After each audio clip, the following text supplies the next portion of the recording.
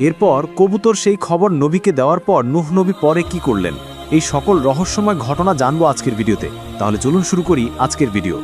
হযরত নূহ আলাইহিস সালাম অনেক দিন ধরে আপ্রাণ চেষ্টা করেও যখন তার জাতিকে ন্যায় ও সত্যের দিকে আনতে পারলেন না, তখন নিরাশ হয়ে তিনি আল্লাহর নিকট প্রার্থনা করলেন, হে আল্লাহ, তোমার এই অকৃতজ্ঞ বান্দাদের তুমি আর পৃথিবীতে বাঁচিয়ে রেখো না, এদের ধ্বংস করে দাও। আল্লাহ তাআলা হযরত নূহ আলাইহিস সালামের আবেদন মঞ্জুর করলেন। এরপর জিবরাইল আলাইহিস সালাম এসে হযরত নূহ আলাইহিস সালামকে বললেন, হে আল্লাহর নবী, আল্লাহ তাআলা বলেছেন ভয়াবহ বন্যায় সমস্ত দেশ ডুবিয়ে কাফেরদের ধ্বংস করে দিবেন।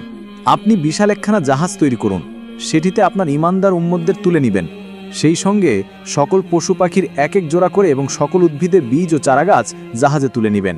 কেননা যারা জাহাজে থাকবে শুধু তারাই রক্ষা পাবে, বাকি সকলেই ধ্বংস হবে। এই বলে জিবরাইল আলাইহিস সালাম চলে গেলেন। এইদিকে নূহ আলাইহিস সালাম আল্লাহ তাআলার তরফ থেকে জাহাজ তৈরি করার নির্দেশ পেয়ে হয়রান হয়ে গেলেন এবং তিনি চতুর্দিকে ছোটাছুটি করতে আরম্ভ করলেন।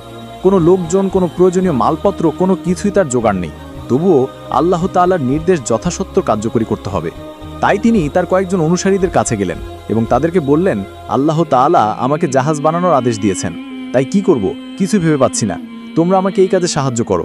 নূহ আলাইহিস সালামের কথা শুনে তার অনুসারীরা বলল, হে আল্লাহর নবী, আমরা আপনাকে সব ধরনের কাজে সহযোগিতা করব, বলুন এখন আমাদের কি করতে হবে। হযরত নূহ আলাইহিস সালাম বললেন, তাহলে চলো আমার সঙ্গে।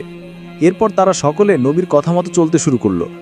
অতঃপর হযরত নূহ আলাইহিস সালাম তার রোপা গাছটির নিকট গিয়ে যা দেখলেন তাতে তিনি অবাক হয়ে গেলেন, কারণ তিনি দেখলেন যে মাত্র কয়েক বছরের মধ্যে যে ক্ষুদ্র ডালটি তিনি রোপণ করেছিলেন তা একটি বিশাল বৃক্ষে পরিণত হয়েছে। গাছটি ৬০০ গজ লম্বা এবং ৪০০ গজ বিস্তৃত হয়ে মানুষের একটি প্রদর্শনী বস্তুতে পরিণত হয়েছে এবং বহু দূর দূরান্ত থেকে মানুষ এসে গাছটি দর্শন করছে।